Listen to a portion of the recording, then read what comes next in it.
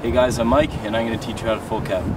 Alright, before trying this, you're obviously going to want to have your 180s down and you're going to want to be very comfortable in fakie, and you should be able to do very nice half cabs out of your fakies.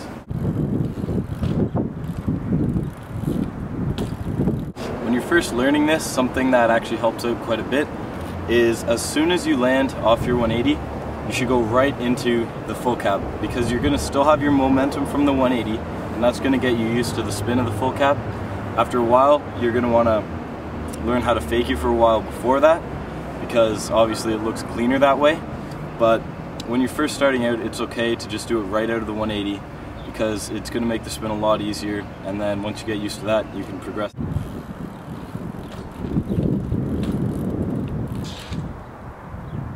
Alright, now to do your full cab, there's actually two different ways that I've found of doing this, so I'll teach you both ways. The first way is when you're riding fakie, you're going to put some pedal pressure on your front foot, just like you're doing like a normal rollout, and then once you get like back straight again, you're going to keep your front wheel in the air and spin a quick 180. So it's kind of like a little manual 180, but just coming out of fakie. It's actually a little bit easier than a manual 180, but this trick will even get you prepared for that. This way is definitely easier than the other way.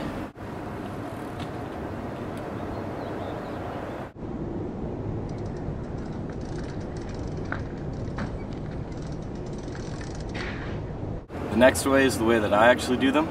So what you do is, once you're comfortable in your fakie, give your front wheel a little turn until you're about 90 degrees. You put all your weight over your back wheel and you don't give any pedal pressure. Then you just turn your head and try and huck the spin basically. And you're going to be spinning almost a 270 in the air. I think this way looks a lot cleaner, but it's definitely harder to do because you're making more of a spin. Yeah, so a couple tips with this, I would say, is definitely have your weight over your back wheel, and once you've spun about a 180, you're going to want to suck up your legs to finish the rest of the spin, kind of like a flat 360. I think this trick's pretty cool. It can be used after like any fakie, just adds a little extra to any line. Two other things you're going to want to do is, when you're spinning the trick, you're going to want to keep your head turned as always with spinning tricks, but I find this helps even more, because actually when I was learning this trick, it took me a little while to get the full spin. Normally I'd almost get there, but I'd stop rolling backwards as soon as I landed. So you really got to keep your head turned to make that.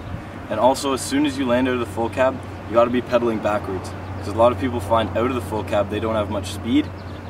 So you're going to want to have as much going for you as you can. So you're going to want to get the pedals going backwards as soon as you land to get out of the full cab afterwards.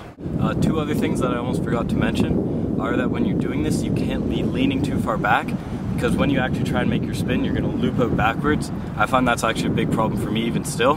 And also, when you're spinning this trick, I find it's easier to lean out of the spin. So say I'm spinning to the right, if I lean a bit this way, I find that I land it easier, because a lot of the time when I'm spinning it, I sort of go like this and my bike washes out when I land. I hope it helps you guys. Now go out there and have fun.